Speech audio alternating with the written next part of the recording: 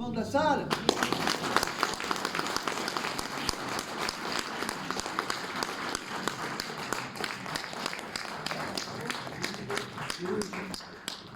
Alors, Jean-Claude, est-ce que tu m'entends? Alors, je vais mettre le micro. Il est où le micro? C'est où le micro? J'ai le micro, moi. Ah oui, j'ai le micro. Ah oui, j'ai le micro. Alors. Voilà, Jean-Claude, si tu peux parler, on va faire un essai avec le micro. D'accord, alors d'abord je salue bien affectueusement et respectueusement tous ceux qui sont venus dans cette salle. J'aime beaucoup évidemment le département de l'Ardèche puisque l'origine de ma famille c'est l'Ardèche et la Lozère. Je viens d'ailleurs de recevoir, petite incidente, du saucisson et de la tome venant du nord de l'Ardèche, de Saint-Étienne de Luc-d'Arès. C'est-à-dire, si j'ai des relations bien terriennes, indépendamment des passions extraterrestres. Super, bah oui, de bons produits. Merci Jean-Claude. On a écouté attentivement la conférence, l'entretien que tu avais eu en vidéo sur une des chaînes de YouTube, où tu réponds déjà à pas mal de questions de l'interlocuteur. Je pense qu'il y en a probablement dans la salle qui souhaiteraient te poser certaines questions. Donc ceux qui le souhaitent, s'ils peuvent lever le doigt, et puis je vais relayer la question à Jean-Claude, qui est en ligne. Est-ce que quelqu'un a une question particulière d'ordre général? Alors, soit sur la question du voyage dans le temps, soit sur la question des ovnis.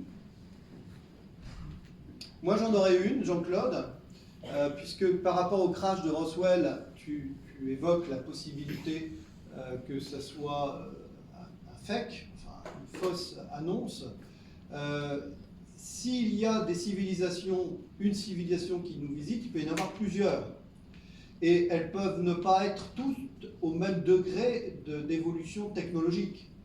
Et qu'est-ce qui empêcherait l'une d'entre elles d'être un peu moins avancée que certaines autres, et donc pouvant être sujettes à des accidents? C'est une possibilité, rationnellement. Qu'en penses-tu?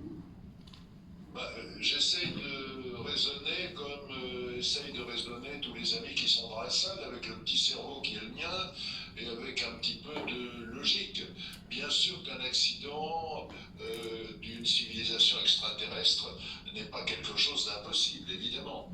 Mais je me dis quand même que le premier vol, bon, il y a une controverse là-dessus, comme je l'ai expliqué, parce qu'on ne sait pas quand a eu lieu exactement le premier vol, mais en général, on reconnaît que c'est en 1903 ou 1904 où un petit avion a réussi à parcourir 260 mètres à, je ne sais plus combien, 40 ou 50 cm d'altitude. Voilà, 1904.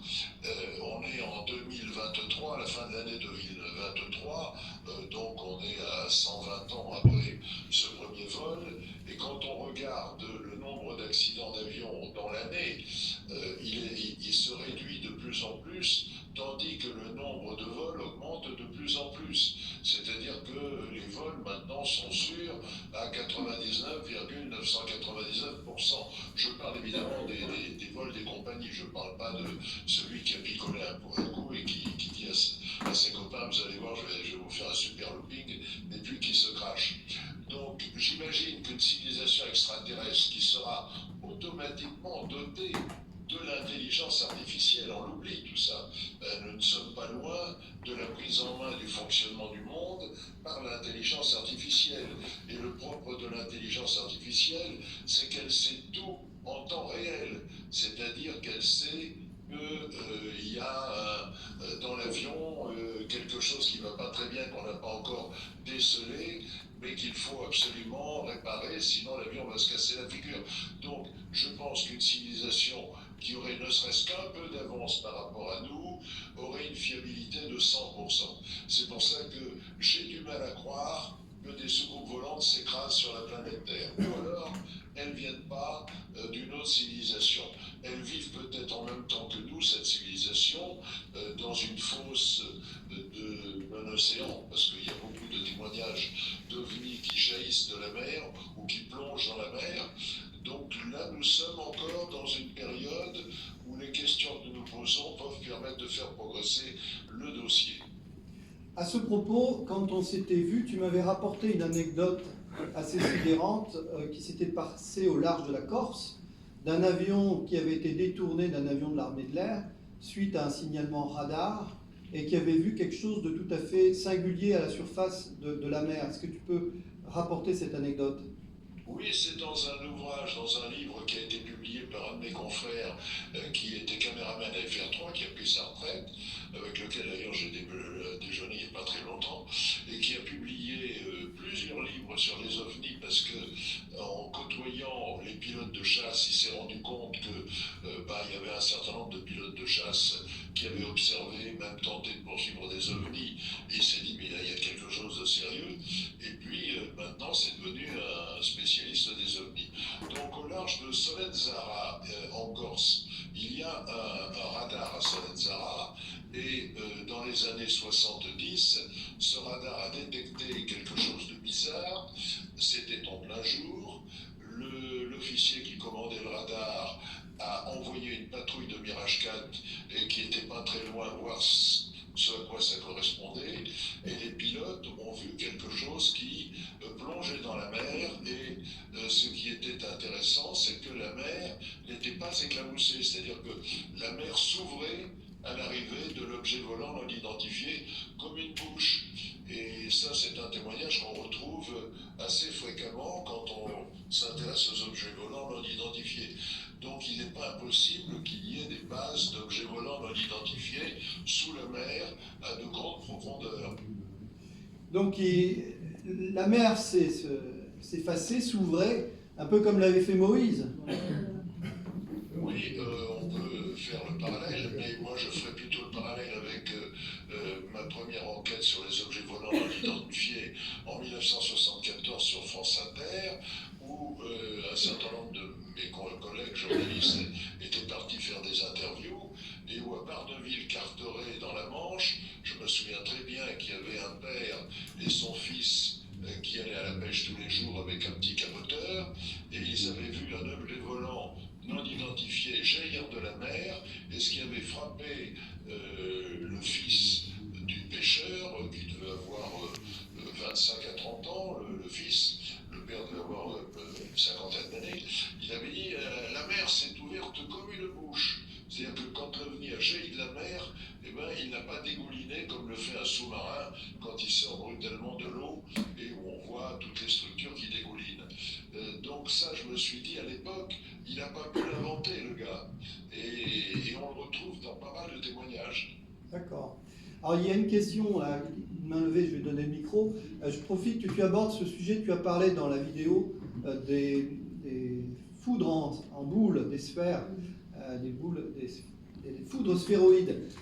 Dans le cadre de l'étude qu'on mène avec Marilyn sur le triangle de la Burle, que tu nous fais l'amitié de nous accompagner, tu m'as donné ton point de vue sur cette question des boules de sphères, notamment par rapport à certaines de ces sphères de lumière qui avaient été observées autour d'avions, puisqu'il y a une dizaine de cas d'avions qui ont été remarqués dans le triangle de l'Ardèche avec ces boules qui tournaient autour, qu'on pourrait croire être des feux de Saint-Elme ou des foudres sphéroïdes.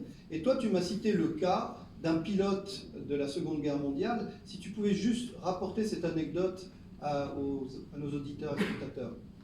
Oui, alors c'est un ami qui malheureusement est décédé, parce que je suis arrivé à un âge 83 ans où beaucoup de mes amis décèdent malheureusement, et c'était un mathématicien vraiment de très haut niveau.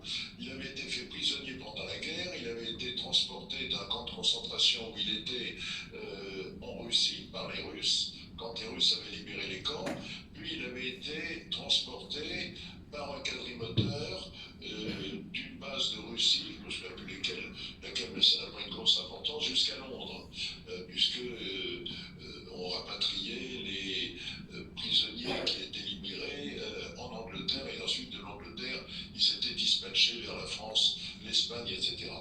Et il m'avait dit, on était dans le bombardier qui ne volait pas très haut, qui devait voler à 3000 mètres d'altitude, parce qu'il n'était pas pressurisé.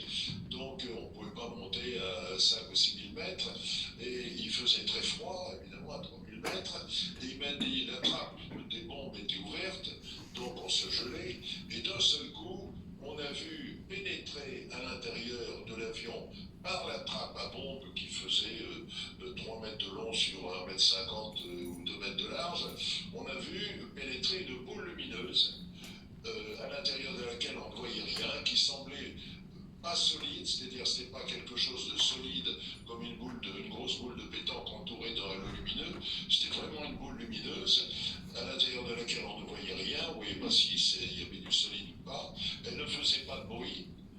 On a été fasciné par ça, parce qu'elle est restée à l'intérieur de la carlingue à l'arrière, où nous étions une vingtaine de prisonniers qui venaient d'être libérés. Puis elle est repartie par la trappe et elle a disparu. Et on appelait ça, lors de la Deuxième Guerre mondiale, où il y a eu beaucoup de témoignages de pilotes, les foo fighters, les combattants fantômes. Alors les Anglais, les chasseurs, pilotes de chasse anglais, qui en avaient vu pas mal, appelaient ça les combattants fantômes, ils étaient persuadés que c'était une arme nazie, et les pilotes de chasse de la Luftwaffe, les pilotes de chasse allemands, en voyaient aussi, ils étaient persuadés que c'est une arme secrète des Américains ou des Anglais, et on ne sait toujours pas ce que c'est. Ton interlocuteur avait donné la dimension de cette sphère? Oui, il m'avait dit que ça faisait à peu près 1,50 m.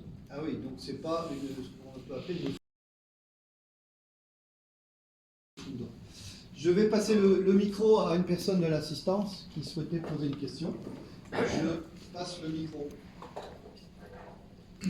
Oui, monsieur Bourré, bonsoir, Pascal Henry. Je voudrais savoir, avoir votre avis sur le paradoxe de Fermi. Bonsoir Pascal, c'est un vieux paradoxe qui est basé sur une formule mathématique qui a été établie justement d'ailleurs par un scientifique américain et le paradoxe de Fermi se heurte malheureusement à la connaissance de l'univers. La connaissance de l'univers, elle augmente dans des proportions absolument considérables chaque jour, grâce notamment aux photos qui sont enveloppées et qui sont envoyées plusieurs fois par jour par le télescope Webb. J'invite d'ailleurs chacun d'entre vous, quand il rentrera ce soir chez lui, sur son ordinateur, à taper NASA Webb, W-E-2-B, et ils trouveront les dernières photos qui ont été prises aujourd'hui par ce télescope. Et qu'est-ce que cela permet de dire par rapport à Fermi? C'est que, évidemment, au temps de Fermi, on n'imaginait pas la dimension réelle de l'univers. C'est-à-dire que, au temps de Fermi, on pensait qu'il y avait entre 50 à 100 milliards de galaxies, et grâce à Webb, on sait qu'il y a plus de 2000 milliards de galaxies. Imaginez que nous soyons parmi ces 2000 milliards de galaxies. Je rappelle qu'une galaxie, c'est des milliers de milliards de planètes.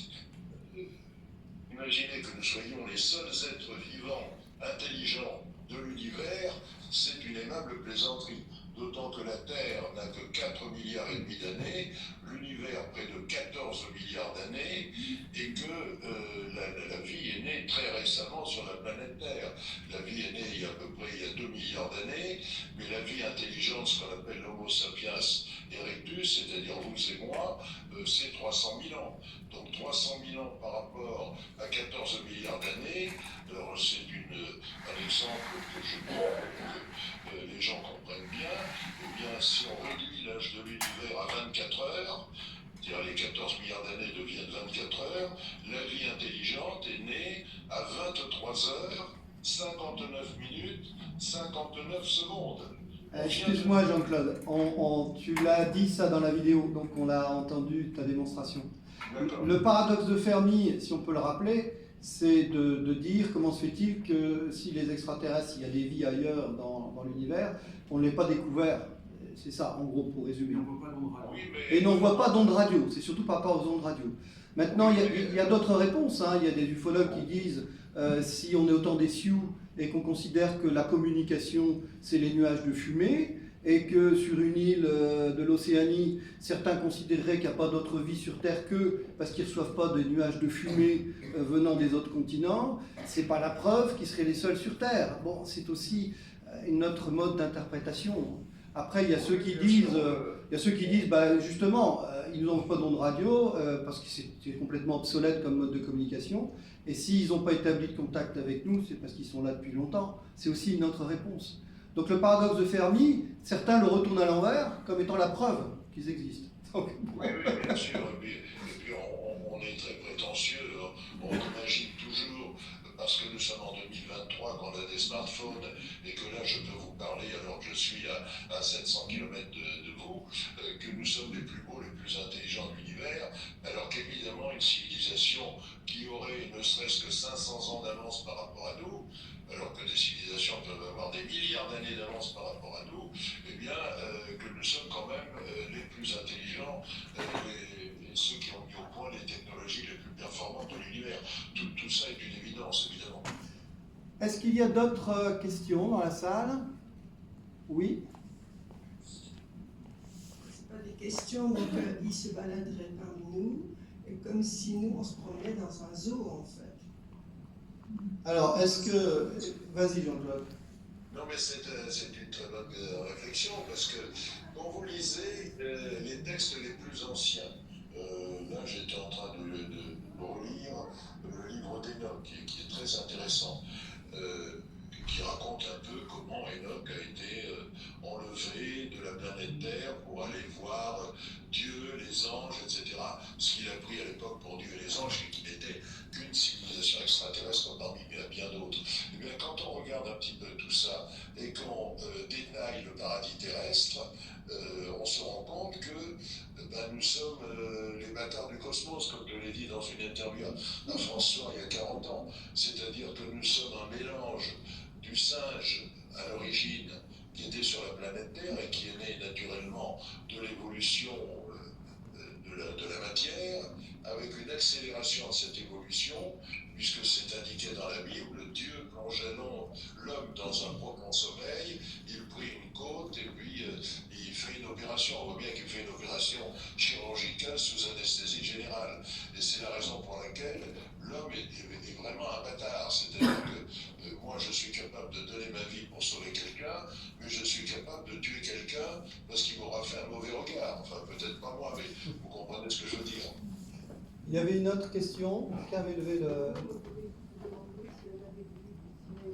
Alors, il y a une dame qui demande si tu as été témoin d'un ovni dans ta vie. Alors, j'en parle depuis que j'ai 80 ans, parce que maintenant je me moque un peu, qu'on puisse dire, bon, il est complètement fou. À force d'écrire sur les ovnis, on en parle, ça y est, il n'y a plus des ovnis. Oui, j'en ai vu quand j'étais, enfin une fois, quand j'étais tout petit, je devais avoir 6 ans, c'était à Saint-Gervais-les-Bains, juste à l'entrée de la ville, au moment où le chemin de fer à Crémaillère passe au-dessus de la route qui vient du Fayet. Et j'ai ressenti, et je ressens encore aujourd'hui, la peur qui émanait de ces deux boules métalliques. Et j'ai retrouvé ce que j'ai ressenti dans d'autres témoignages que j'ai recueillis au cours de mes 50 ans d'enquête et plus. C'est-à-dire qu'on a le sentiment que cette peur, elle est émise par les boules pour neutraliser le témoin, pour qu'il ne puisse pas s'approcher et qu'au contraire, il s'éloigne de l'atterrissage de ces boules. Ok, bon. Oui, là-bas au fond. Il y a déjà eu des confidences ou des anecdotes d'astronautes? Est-ce que tu as déjà eu des confidences d'astronautes? D'astronautes, non. Non. Autre question? Pourtant, il y a des témoignages sur Internet. Hein. Il y a plusieurs astronautes qui ont témoigné. Que des astronautes aient vu des ovnis, c'est une évidence, hein, puisqu'ils ont témoigné, mais moi, je n'ai pas eu de témoignage d'astronautes. En direct, d'accord. S'il y a d'autres questions, non? Alors, je profite de t'avoir sous la main puisque tu parlais des... Oui, Alain d'Autriche? Oui. Une question. Pourquoi les apparitions se font toujours de façon confidentielle? Pourquoi il n'y a jamais une apparition de soucoupe volante devant 15 000 personnes alors qu'il y a 80 Alors, 000 il pose une question qui vont qui voir montre Rihanna, son inculture, mais je te la transmets parce Oui. qu'il est rationaliste. Il dit pourquoi les observations se font toujours de manière confidentielle devant quelques personnes et qu'il n'y a jamais une foule. Oui, je vais laisser Jean-Claude te répondre, mais il faut que tu t'informes, Alain, il faut que tu t'informes. Vas-y Jean-Claude. Oui, bah écoute, tu pourras le faire aussi bien que moi. Il y a des quantités de témoignages d'OVNI, des villes entières, où là il y a des millions de personnes qui ont été témoins, comme sur Los Angeles ou comme au-dessus de stades de football où il y avait 60 000 personnes. Bien sûr que ceux qui voient des ovnis, c'est pas des gens alcoolisés qui sont seuls dans la forêt à 4 h du matin. Alors, dernier point, s'il n'y a pas d'autres questions dans la salle, tu parlais des bâtards. Et moi, on en avait parlé un peu au téléphone. Il y a une question, je vais quand même vous donner. Oui. Moi, je voudrais dire quelque chose. J'ai vu un ovni en 2003, le film C'est ma nuit. Attends, je rapproche du micro de... Ouais, non, mais je suis sûr. Bon, je finissais ma nuit, j'étais avec un copain à moi. J'étais dans le bâtiment, mon copain, il rentre dans le bâtiment, il me dit viens voir, viens voir. Et j'ai vu un engin énorme qui volait en dessus du stade, on était devant un stade. Et la lumière, elle était blanche, il n'y avait aucun bruit, c'était lent, et ça tournait dans le sens contraire des aiguilles d'une montre. Et d'un coup, ça fait chouc, là, il n'y a plus rien, je l'ai vu. C'était où? Montélimar, en 2003. Montélimar en 2003. Votre témoignage nous intéresse. Si vous voulez bien, à la fin de la réunion, rester un peu. Nous, on va l'ajouter à notre catalogue. Je peux rajouter quelque chose? Oui. Je n'étais pas bourré. Je n'étais pas bourré. Non, c'est vrai. Il n'était pas bourré. Mais Jean-Claude a beaucoup d'humour avec son nom. Il l'a prouvé récemment à Saint-Étienne-de-Lüdarès notamment. Un dernier point que je voulais aborder avec toi, Jean-Claude, puisque tu parlais des bâtards du cosmos. On a eu une conversation à un moment. Tu sais, on parle en ce moment de Nazca, du Pérou, de certaines momies tridactyles, sur lesquelles j'ai pu constater moi-même qu'il y a beaucoup de désinformation, et notamment des médias mainstream. Et j'avais attiré ton attention en disant les personnes qui ont découvert ces momies ne prétendent pas qu'il s'agit d'extraterrestres, de créatures extraterrestres qui auraient été laissées là par erreur, par une civilisation avancée, mais de créatures qui ont, la preuve est là maintenant, un patrimoine génétique qui a été analysé, qui est un tiers humain, un tiers reptilien, un tiers dinosaurien, donc ça n'existe pas sur l'échelle de Darwin, qui sont des créatures qui sont ovipares, puisqu'il y a un corps de femelle qui a été analysé, et elle porte des œufs. Donc tout cela est extrêmement troublant, et il y a eu une grosse campagne de débunkers professionnels qui ont tourné en ridicule cette affaire. C'est pend sur leur bec maintenant, puisque maintenant la vérité est clos sur cette affaire. Et donc on est en train de réaliser que, ben oui, il y a plus de choses dans l'univers que l'on imagine notre philosophie, comme disait Shakespeare. Et l'affaire des momies de Nazca est une affaire extrêmement troublante, qui est un vrai dossier. Et je voulais te demander, est-ce que tu as eu l'occasion de te repencher sur cette affaire pour y regarder de manière un peu plus approfondie? Alors, j'ai lu quelques articles parce qu'on m'a dit, mais tu sais, c'est très sérieux, c'est pas du tout un truc bidon, donc moi je suis très ouvert, je suis pas prêt à croire n'importe quoi, évidemment, parce que mon métier consiste à vérifier les informations. J'ai vu effectivement que c'était a priori quelque chose de tout à fait sérieux, mais je ne pense pas, compte tenu de ce que j'ai lu, qu'il s'agisse d'extraterrestres qui ont eu un accident de soucoupe volante et dont les survivants ont enterré les corps que l'on vient de découvrir. Je pense plus certainement qu'il s'agit d'une arborescence de la création de la vie sur Terre et que c'est quelque chose qui peut s'expliquer tout à fait naturellement. Alors, une arborescence assez curieuse quand même, parce qu'elles sont tridactyles, elles ont été analysées par des médecins spécialistes de l'anatomie, elles ont été radiographées, elles ont été scannées, il y a eu donc toutes les analyses qui ont été faites, ce sont des vraies créatures biologiques et qui défient la connaissance qu'on a de l'arborescence de la vie sur Terre. Mais comme tu dis toi-même, ça peut remonter à tellement loin dans le temps qu'il y a peut-être des choses qui nous ont échappé. Mais ce qui est important, Jean-Claude, c'est que ces personnes ne prétendent pas qu'elles sont des extraterrestres. Ce sont des créatures qui sont peut-être issues de manipulation. par les extraterrestres. Oui, alors sous cet angle-là, je signe dès demain.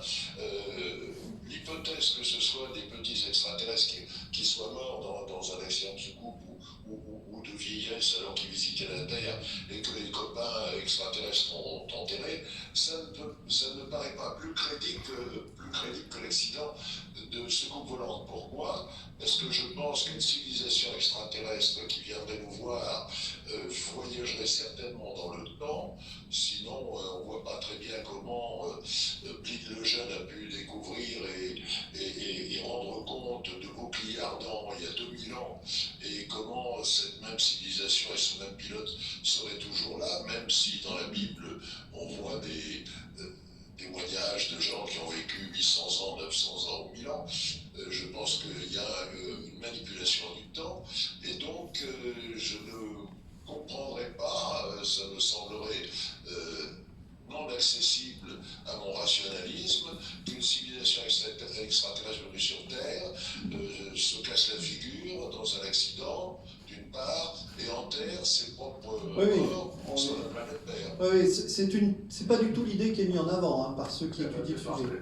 C'est plutôt l'idée que ça serait des avatars d'une manipulation génétique qui, bien sûr, n'a rien à voir avec les capacités de l'humanité il y a 2000 ans, voire plus, mais que ces combinaisons n'ont pas fonctionné, elles n'étaient pas viables, ces créatures, et qu'elles ont été inhumées par des peuples autochtones de l'époque, qui leur ont peut-être voué un culte, et que c'est à l'heure actuelle des traces qui en restent. Donc c'est quand même un vrai sujet. Et je te remercie de l'examiner avec... de manière plus approfondie, parce qu'il y a beaucoup, je le découvre, de désinformations qui circulent, d'individus qui se disent scientifiques et qui manifestement n'ont pas la culture rationaliste et scientifique. Et vraiment, il y a un vrai sujet. J'en parle d'autant plus puisque dans la salle, il y a Marilyn, qui, comme tu sais, est co-auteur du livre sur le triangle de la Burle, et qu'elle a écrit un livre sur le sujet, qu'elle est allée là-bas pour se rendre compte par elle-même. Et donc, c'est un sujet sensible, autant pour elle que pour moi, parce que moi, je m'y suis penché, j'ai correspondu avec Thierry Jamin, on a eu des échanges vidéo, il devait être au salon d'Aubenas il y a 3 ans, puis il n'a pas pu venir à cause du Covid. Donc, c'est un sujet qui est un vrai sujet. Voilà. En tout cas... C'est très intéressant, parce que ça nous ouvre l'esprit et ça montre notre culture. Merci Jean-Claude. S'il n'y a pas d'autres questions, une dernière ultime? Oui?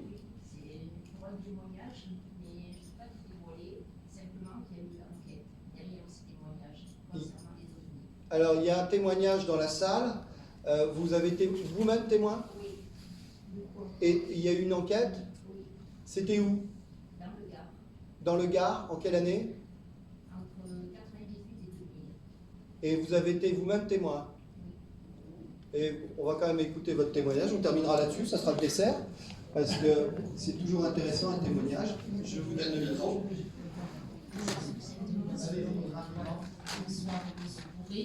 Donc, je passe succinctement sur ce que nous avons vécu, mais on est rentré de course et on était 3, et ma fille.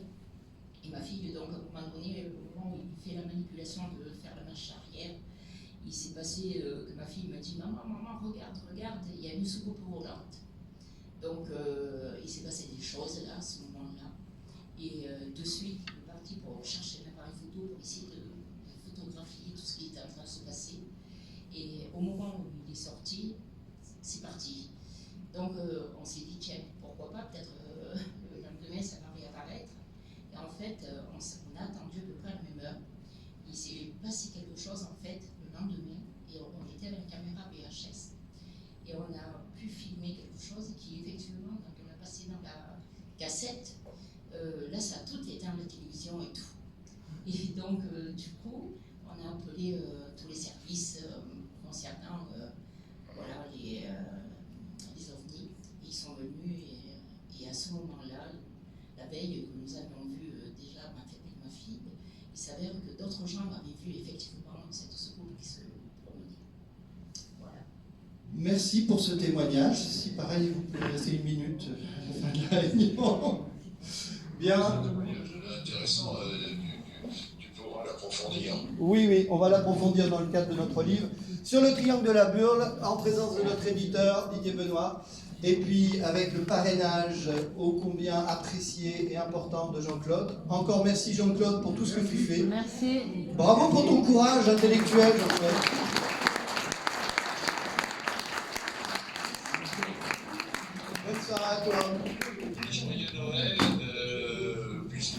fait bien de Vaudreuil quand même. Ouais. Merci Jean-Claude. Mais sans être taxé de je ne sais quoi. Merci. Allez, au revoir.